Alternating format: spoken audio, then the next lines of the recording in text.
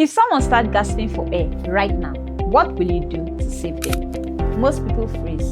Some start shouting, others stay in panic, but those few seconds can decide if the person survives.